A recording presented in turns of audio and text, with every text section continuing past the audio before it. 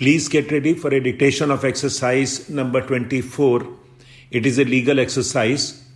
from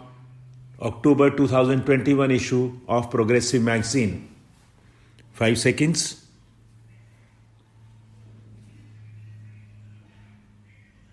Start. The learned counsel then referred to the rationale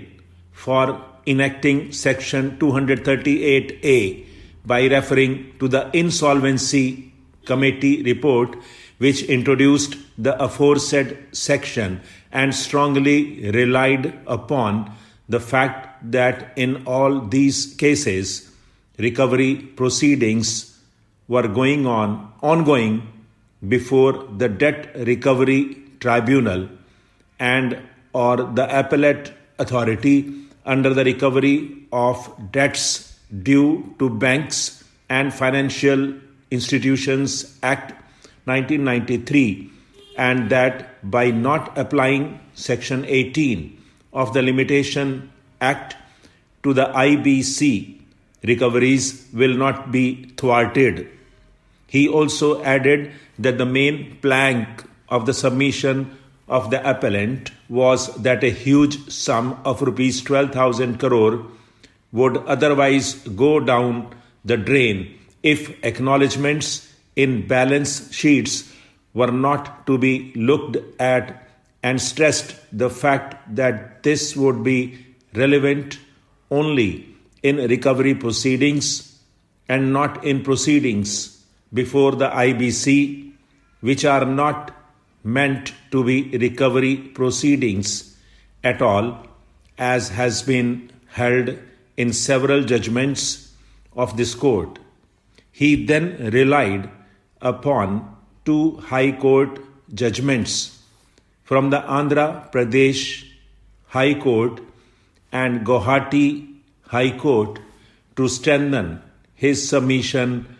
that via Section 18 of the Limitation Act, entries made in balance sheets do not amount to acknowledgement of debt. He also stressed the fact that no date of default has been mentioned in the original form that was submitted with the Section 7 application, and that this would therefore be a non-curable defect on account of which the Section 7 application should have been dismissed at the beginning. He then took us to various judgments of this court, which made it clear that if a period of 3 years had elapsed from the date of declaration of the account of a corporate debtor as a non-performing asset, the claim filed by a creditor is a dead claim which cannot be resurrected, having recourse to Section 18 of the Limitation Act. Finally, he argued that the balance sheets in the present case did not amount to acknowledgement of liability, in as much as the auditor's report, which must be read along with the balance sheets, would make it clear that there was no undisputed acknowledgement of debt, but that caveats had been entered by way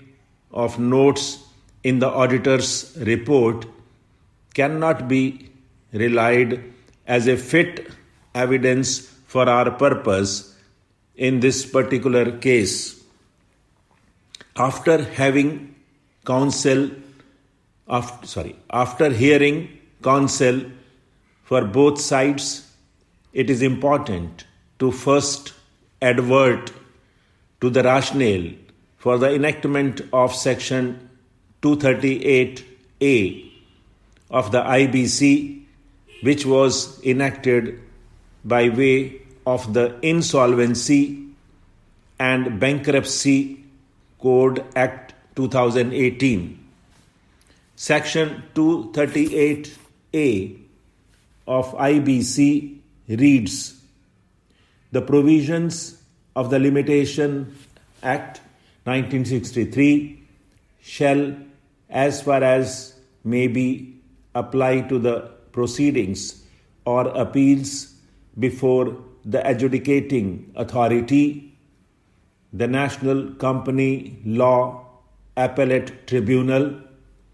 the Debt Recovery Tribunal, or the Debt Recovery Appellate Tribunal, as the case may be. In Jignesh Shah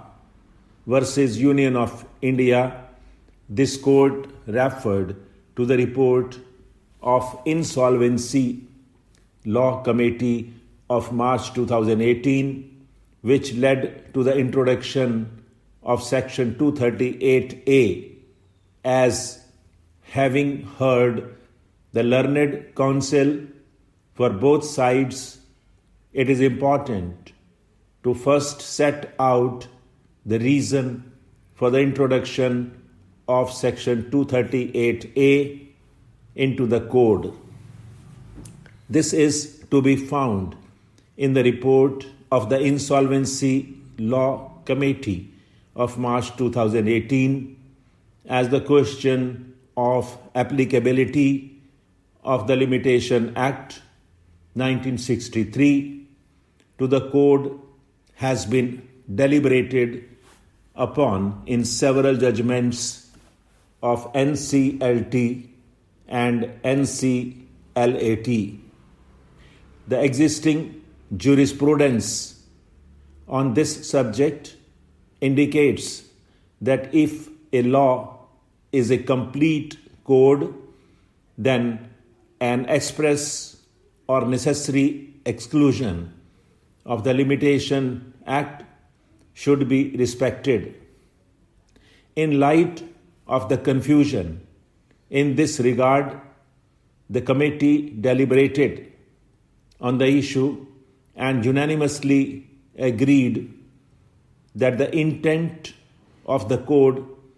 could not have been to give a new lease of life to debts which are time barred. It is settled law that when a debt is barred by time, the right to a remedy is time barred. This requires being read with the definition of debt and claim in the code. Further, debts in winding up proceedings cannot be time barred, and there appears to be no rationale to exclude the extension of this principle of law to the code. Further, non-application of the law on limitation creates the following problems. First, it reopens the right of financial and operational creditors holding time-barred debts under the Limitation Act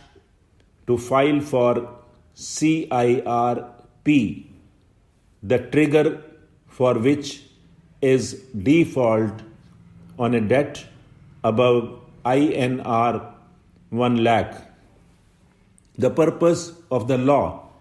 of limitation is to prevent disturbance or deprivation of what may have been acquired in equity and justice by long enjoyment, or what may have been lost by a party's own inaction, negligence, or default. Though the code is not a debt recovery law,